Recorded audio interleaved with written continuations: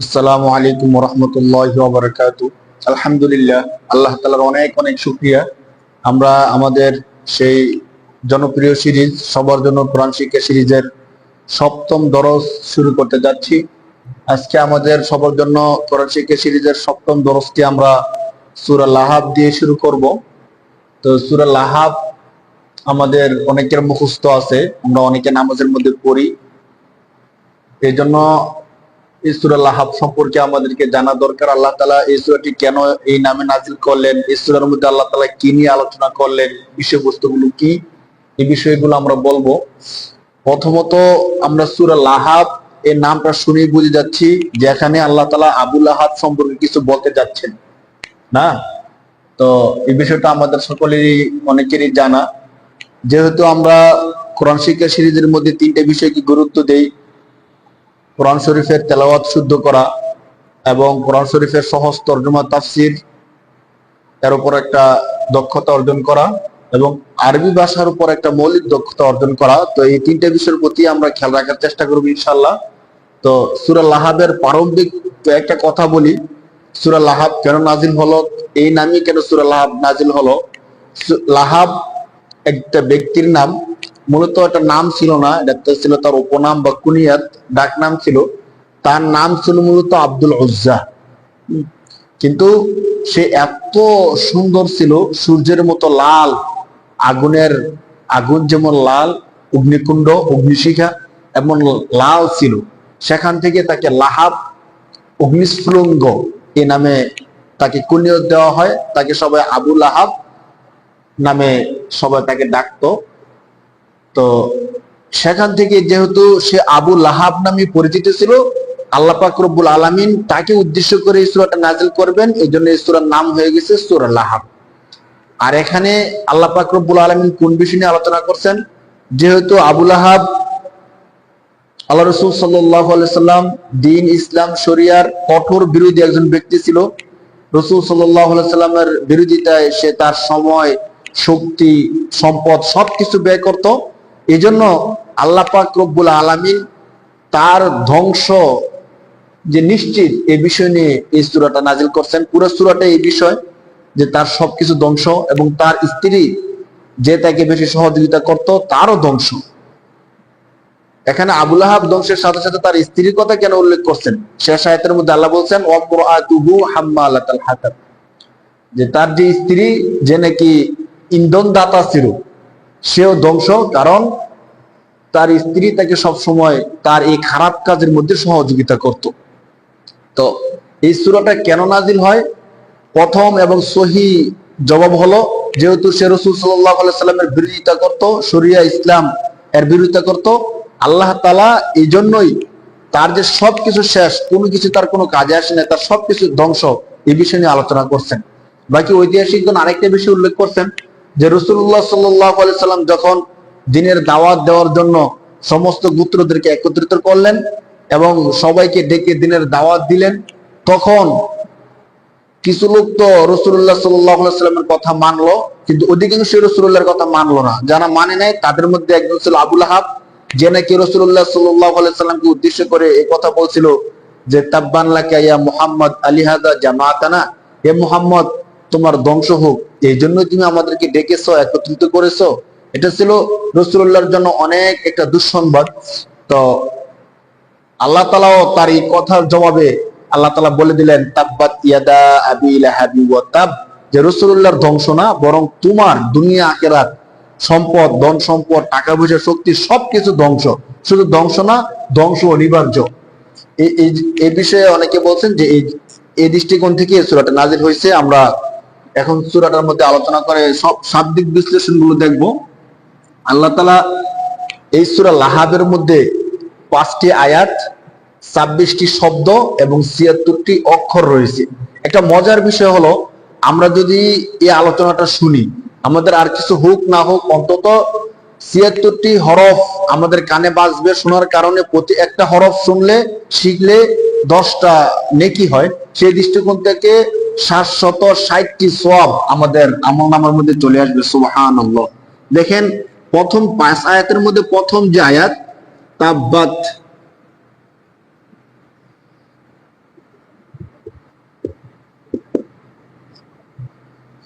তাব্বাত। তাব্বাত যে শব্দটা, তাব্বাত হলো ফেল, যাকে ভার্ব বা ক্রিয়া বলা হয়, কাজ, কোন একটা কাজ বোঝানোর জন্য যা আসে, এবং এই ফেলটা হলো ফেলে মাজি। আরবি ব্যাকরণ অনুযায়ী এই ফেলটা ফেলে মাজি। ইংরেজিতে আমরা ফাস্টের সিগা বলি, অতীতকালের শব্দ বুঝি। তাহলে তাব্বাত এটা হলো ফেলে মাজি, ভার্ব ক্রিয়া ফাস্টের সিগা। হ্যাঁ, তাব্বাত সুলাসি মুজাররদ থেকে তাব্বা। তাহলে তাব্বাত ইয়াদা, তাব্বাত অর্থ হলো ধ্বংস হওয়া, তাব্বা ইয়াতুব্বু অর্থ হলো ধ্বংস হওয়া, নষ্ট হয়ে যাওয়া, বিনষ্ট হওয়া। তাহলে তাব্বাত ফেলে মাজির সিগা ওয়াহিদে মুআন্নাস, ধ্বংস হয়েছে। তাব্বাত ইয়াদা, ইয়াদা শব্দটা আমরা অনেকেই পরিচিত। ইয়াদুন অর্থ হলো হাত, আর ইয়াদা অর্থ হলো দুই হাত, তাসনিয়া বুঝায়। ইয়াদুন এটা হলো ইসিম, ইসিম নাউন। তাহলে দ্বিবচন আমরা যাকে বলি, তাব্বাত ইয়াদা, তাব্বাত ধ্বংস হয়েছে, ইয়াদা দুই হাত, ইয়াদুন অর্থ হাত। তাহলে ইয়াদা এটা হলো ইসিম, নাউন অর্থ হলো দুই হাত, ইয়াদুন অর্থ হাত এক বচন, আর ইয়াদা অর্থ হলো দুই হাত, তাসনিয়ার সিগা, তাসনিয়ার শব্দ। তাব্বাত ইয়াদা, দুই হাত ধ্বংস হয়েছে। কার দুই হাত ধ্বংস হয়েছে? আল্লাহ তাআলা বলতেছেন তাব্বাত ইয়াদা আবি লাহাব, আবি। তাহলে মূলত শব্দটা ছিল আবু লাহাব, কিন্তু ইয়াদুন মুজফ, আবি মুজফ ইলাই মুজফ, তো মুজফ হওয়ার কারণে এখানে আবু না হয়ে আবি হয়েছে। এই বিষয়টা আমরা আস্তে আস্তে বুঝবো ইনশাআল্লাহ। তাব্বাত ইয়াদা আবি লাহাব, আবি লাহাব, তাব্বাত ইয়াদা আবি লাহাবি ওয়া তাব।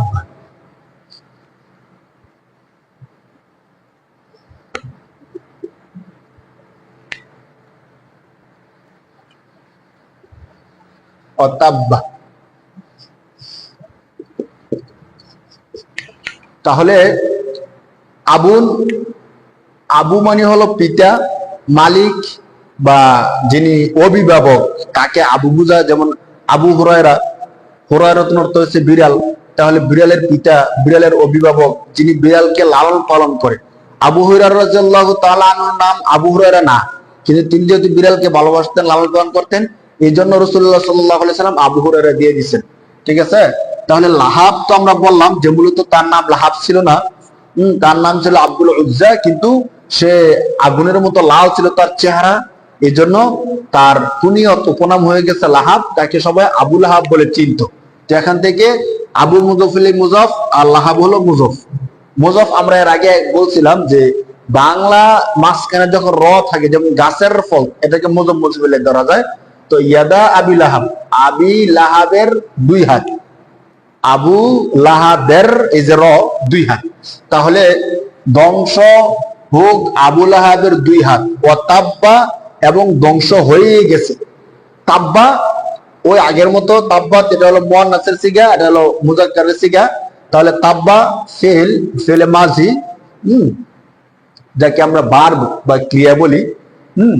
তাহলে তাব্বাত ইয়াদা আবি লাহাবি ওয়া তাব, তাব্বাত ধ্বংস হয়ে গেছে, হ্যাঁ ধ্বংস হোক, ইয়াদা দুই হাত, উভয় হাত, আবি লাহাব, আবু লাহাবের দুই হাত ধ্বংস হোক। ওয়াও মানে এবং, এর আগে আমরা বলছিলাম হরফে আতফ হিসাবে ব্যবহৃত হয়, ওয়াওটা আতফের জন্য ব্যবহৃত হয়, আতফ। অর্থাৎ পরের শব্দকে পূর্বের শব্দের সাথে মিলানোর জন্য যে হরফ আসে, ওই হরফকে হরফে আতফ কনজাংশন বলে। তাব্বা ফেলে মাজি, ফার্স্ট অতীতের সিগা, ধ্বংস হয়েই গেছে। মানে ধ্বংস হোক মানে এটা একটা আদেশ সূচক না, বরং এটা ধ্বংস অনিবার্য। এই জন্য আল্লাহ বলতেছেন যে তাব্বাত ইয়াদা আবি লাহাবি ওয়া তাব্বা, আবু লাহাবের উভয় হাত ধ্বংস হোক, ওয়া তাব্বা এবং ধ্বংস হয়েই গেছে। হ্যাঁ, অতীতে যা ঘটে তাকে মাজি বা অতীতকালের সিগা বুঝায়। তো ইয়াদা উভয় হাত ধ্বংস হোক মানে কি? একটা ব্যক্তি যদি শুধু দুই হাত ধ্বংস হয়, তাহলে তো এটা বড় কোনো কারণ না। দুইটা হাত ধ্বংস হলো তো আর তো কিছু হয় নাই না।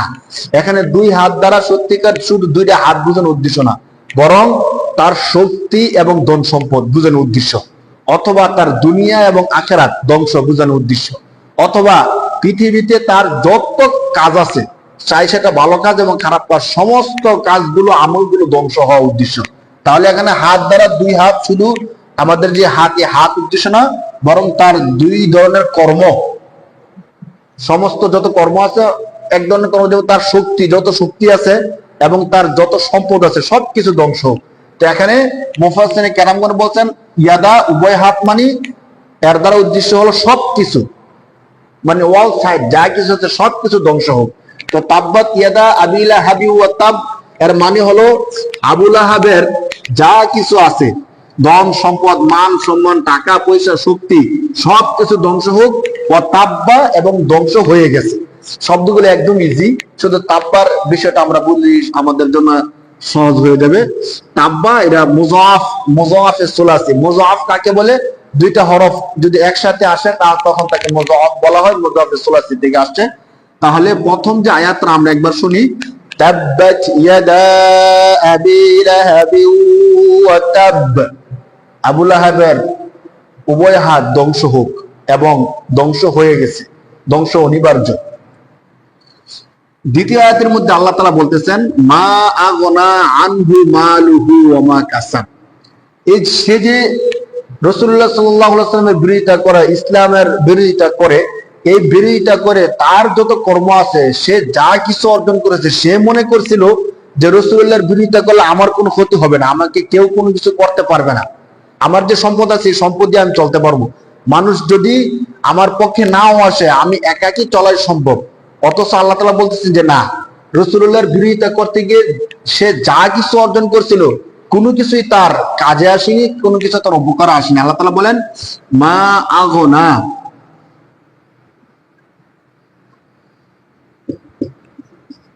মা আগনা, মা, আর আগে আমরা বলছিলাম যে লা হরফে নফি, না কিছু বোঝানোর জন্য, নেতিবাচক না বোঝানোর জন্য আসে। আর আজকে যে মাটা আসছে এই মাটাও লায়ের মতো। বাকি লা সব সময় নফি হিসেবে আসে, নাবোধক কিছু বোঝানোর জন্য আসে, নেতিবাচকের জন্য। কিন্তু মা সব সময় নেতিবাচকের জন্য আসে না, বরং কখনো হাবাচক বুঝায়, ইসমে মৌসুল বুঝায়, আবার কখনো কখনো মা এটা নাবাচক বুঝায়। তো আমরা জিনিসটা বুঝে নিব শব্দ অনুযায়ী।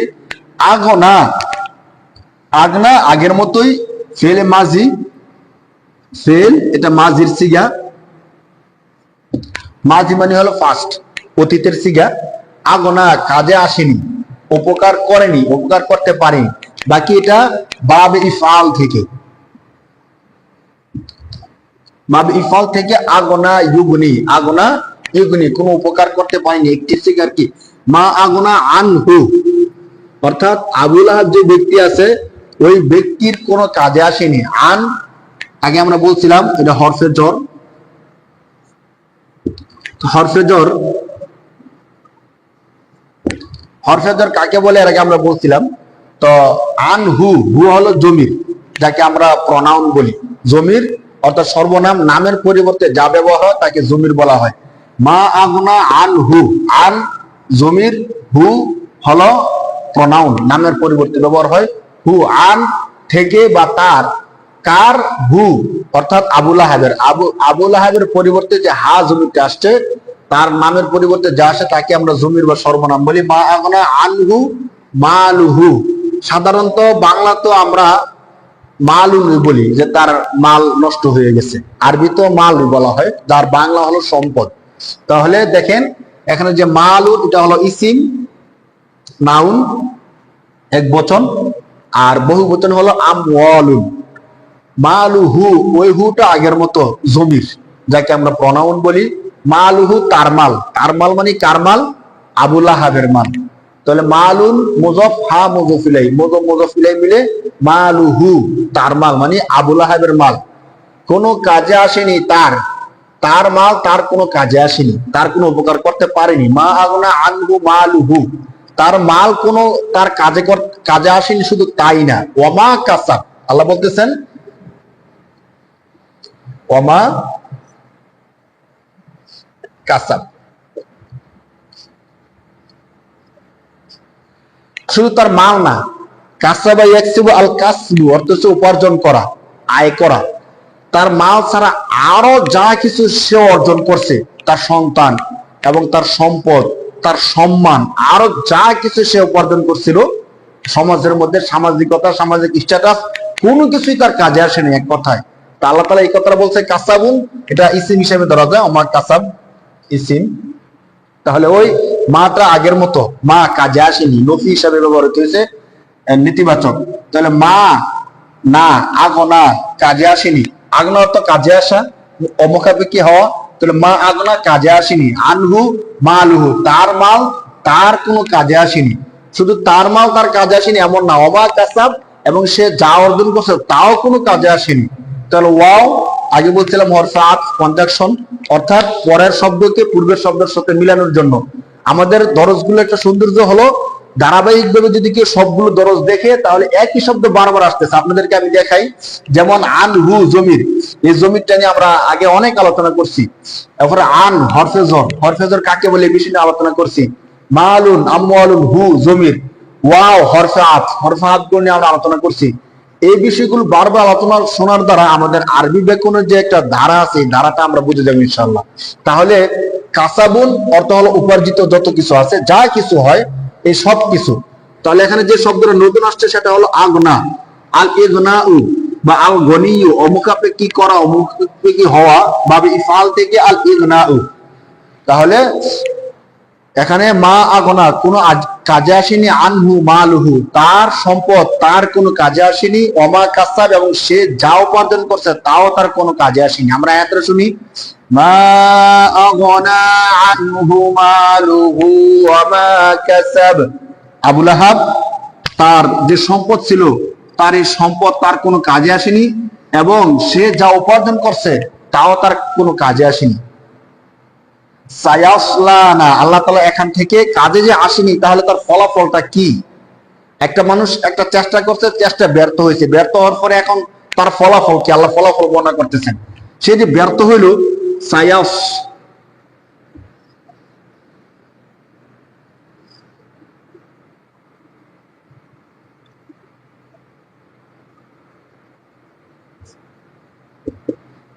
সায়াসলা, সায়াসলা মূলত এখানে দুইটা জিনিস দেখেন, একটু খেয়াল করলে বুঝবেন।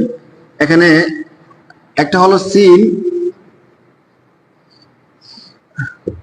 সায়াস, তাহলে সিনটা হলো আলাদা শব্দ, সা এর অর্থ হলো অচিরেই, ফা মানে হলো অতএব, সুম্মা তারপর, এমন শব্দগুলো আসবে যেগুলো ফেলের সাথে বার্বের সাথে মিলে আসে। তো সা এর অর্থ হলো অচিরেই, একটা হরফেই আলাদা একটা শব্দ, অচিরেই। তাহলে সা, ইয়াসলার সাথে সার কোনো মিল নেই।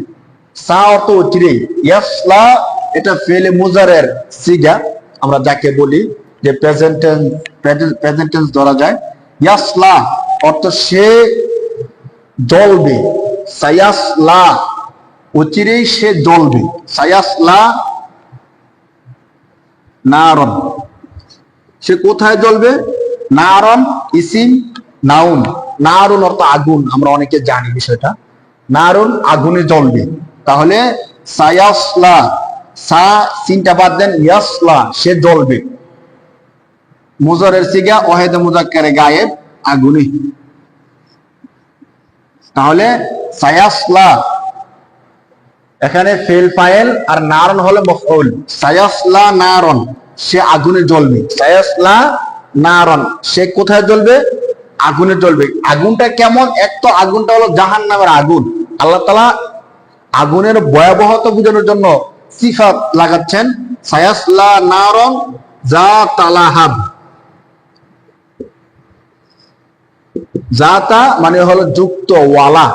আমরা বলি না যে বেশি বোঝানোর জন্য সাথে একটা কোনো কিছু একটা যুক্ত করার জন্য যা হয়, যা তালাহাব। দেখেন তার নাম কিন্তু লাহাব, এই লাহাবের সাথে যুক্ত করে আল্লাহ তাআলা কি চমৎকার একটা শব্দ নিয়ে আসছেন, যে সে জাহান্নামের আগুনে জ্বলবে। জাহান্নামের আগুনটা কেমন?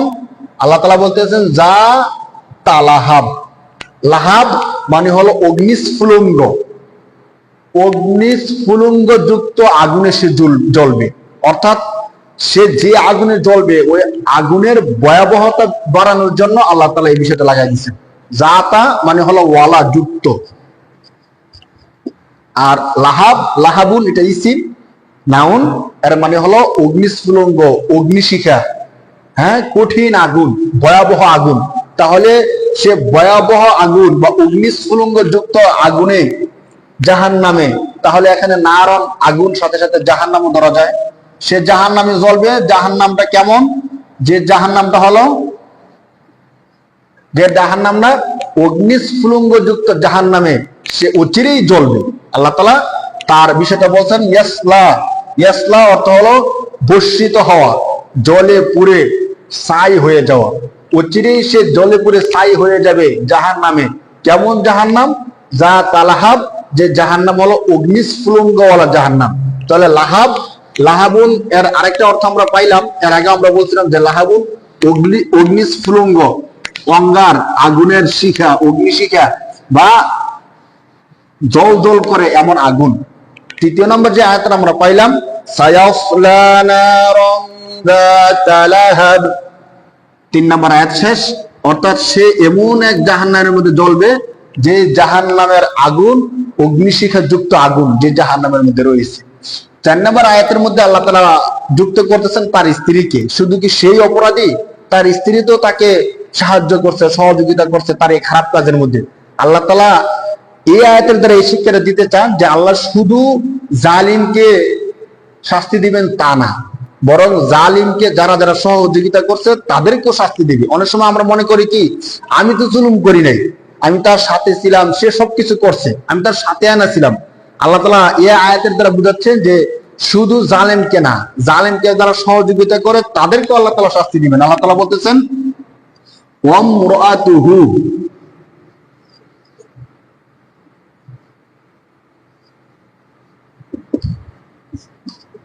ওয়ামরাতুহু, ইমরাতুন অর্থ হলো স্ত্রী, ইমরাতুন ইসিম, যাকে আমরা নাউন বলি, নাম। হু এটা হলো জমির, মানে আবু লাহাব। ওয়ামরাতুহু তার স্ত্রী, তার স্ত্রী মানে কার স্ত্রী? আবু লাহাবের স্ত্রী। আবু লাহাবের স্ত্রীর নাম ছিল উম্মে জামিল। এই উম্মে জামিল সে রাসূল সাল্লাল্লাহু আলাইহি ওয়াসাল্লামের ব্যাপারে কুৎসা করতো, রাস্তার মধ্যে কাটা বিছায় রাখতো, মানে রাসূলুল্লাহকে কষ্ট দেওয়ার জন্য যা যা করা যায় সবকিছু সে করতো। এমনকি তার স্বামী যে দিনের বিরোধিতা করতো সে কর্মে সে সহযোগিতা করতো। আল্লাহ তাআলা বলতেছেন সে তো জ্বলবেই, তার সাথে সাথে তার স্ত্রী। অমরাতুহু, হা জমির, নামের পরিবর্তে যা ব্যবহার হয়। অমরাতুহু তার স্ত্রী, তার স্ত্রী, তার স্ত্রীর সিফাতটা কি ছিল, মানে কেন তার স্ত্রীও জ্বলবে? আল্লাহ বলতেছেন তার স্ত্রী ছিল হাম্মালাতাল হাতাব। হাম্মা, হাম্মালাতুন, আল হাম্মালাতুন শব্দটা আমরা একটু বুঝি। আল হামলু অর্থ হলো বহন করা। সেখান থেকে হাম্মা মানে মোবালাগা বোঝানোর জন্য, অনেক বেশি বোঝানোর জন্য, যে নাকি অনেক বেশি করে। যেমন আল ওয়াহাব, ওয়াহাবুন, ওয়াহাবুন অর্থ দান করা, ওয়াহাব অর্থ অনেক বেশি দানকারী। এমন হাল হামলু অর্থ বহন করা, হাম্মালাতুন যে অনেক বেশি বহন করে। হাম্মালাতাল হাতব, হাতবুন এর অর্থ হলো কাঠ, কাষ্ঠ, ইন্ধন। হাতব, হাতব। তাহলে হাতবুন এটা হলো ইসিম, নাউন, যাকে আমরা কোনো কিছু নাম বলি। হাতবুন অর্থ কাঠ অথবা আগুন জ্বালানোর জন্য যে লাকড়ি, যাকে আমরা ইন্ধন বলি, ওই জিনিসগুলোকে বোঝায়। এখানে মূলত বোঝানো হলো যে আবু লাহাবকে সহযোগিতা করার বস্তু।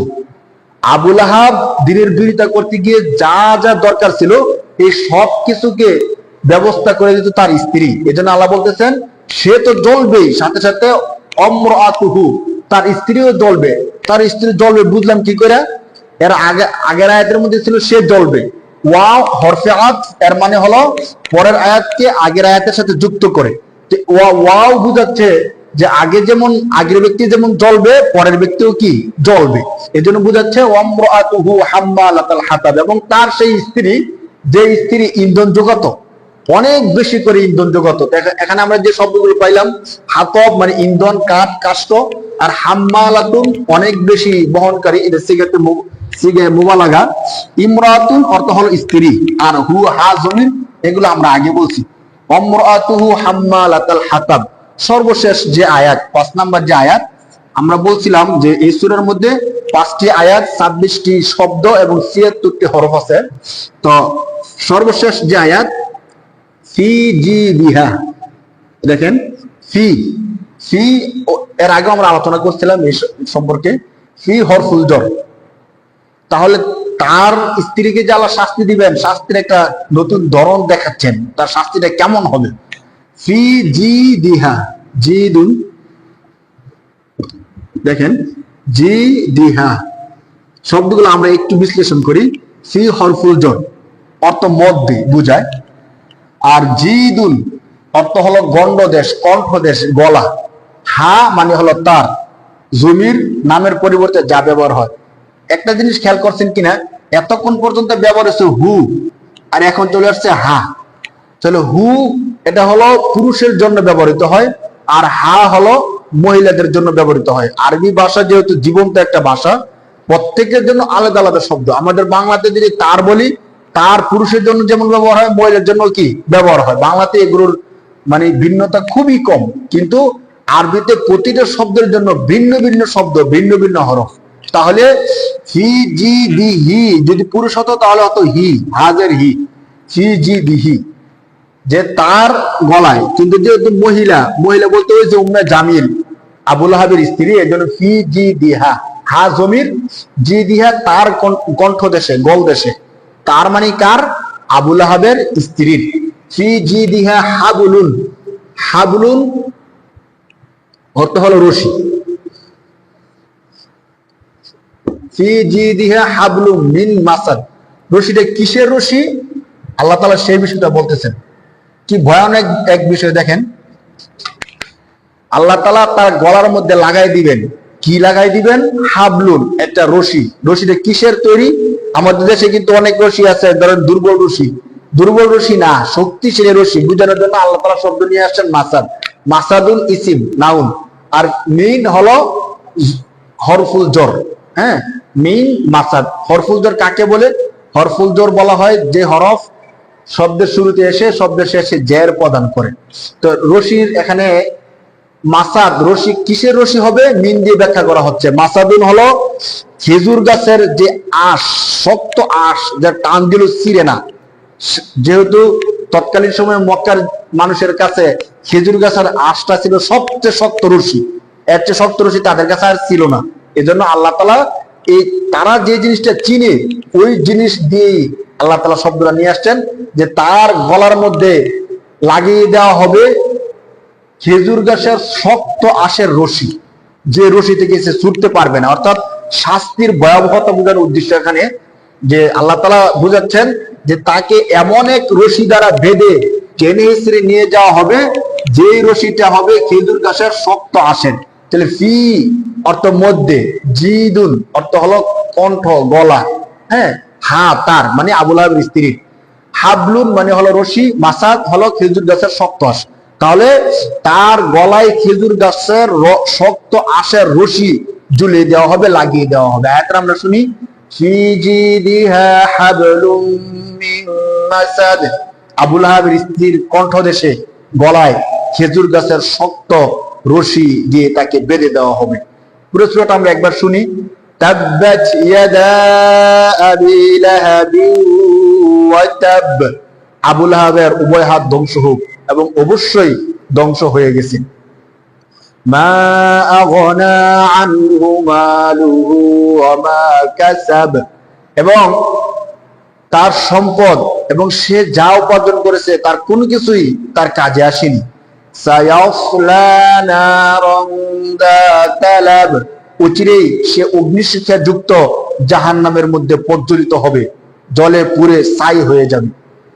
ওয়ামরাতুহু হাম্মালাতাল হাতাব, এবং তার সেই স্ত্রী যেটা কি ইন্ধন যোগাতো, সেও তার পাপের ভাগীদার হবে, শাস্তির ভাগীদার হবে। তাকে শাস্তিটা কিভাবে দেওয়া হবে? ফি জিদিহা হাবলুম মিন মাসাদ, তার গল দেশে খেজুর গাছের শক্ত রশি দিয়ে তাকে বেঁধে দেওয়া হবে। আমরা শিখলাম এবং শাব্দিক বিশ্লেষণ গুলো দেখলাম, সূরা লাহাব সম্পর্কে আমরা জানলাম। এই আয়াতটা কি প্রমাণ করে? সর্বোপরি আয়াতটা প্রমাণ করে কেউ যদি শরিয়া ইসলাম দিনের বেশি বিরোধিতা করে ফেলে, চরম পর্যায়ে চলে যায়, আল্লাহ তাআলা তার শাস্তি অবশ্যই যে দিবেন, এই সূরাটাই তার প্রমাণ। এমন না যে সে মুক্তি পেয়ে যেতে পারে। আল্লাহ তাআলা বলছেন না, নিশ্চিতভাবে আবুল আহাব শাস্তি পাবে। শুধু আবুল আহাব না, আবুল আহাবের পরবর্তীতে যারা আবুল আহাবের দোসর, আবুল আহাবের পেটাত্তা, দিন শরিয়া ইসলাম মুসলমানের বিরোধিতা করে শুধু আল্লাহ তাআলা তাদেরকে দুনিয়ার মধ্যে শাস্তি দিবেন, আখিরাতেও তাদেরকে এমন পর্যন্ত জাহান্নামের মধ্যে তাদেরকে জ্বালাবেন। আল্লাহ তাআলা আমাদের সবাইকে হেফাজত করুক। আল্লাহুম্মা আমিন।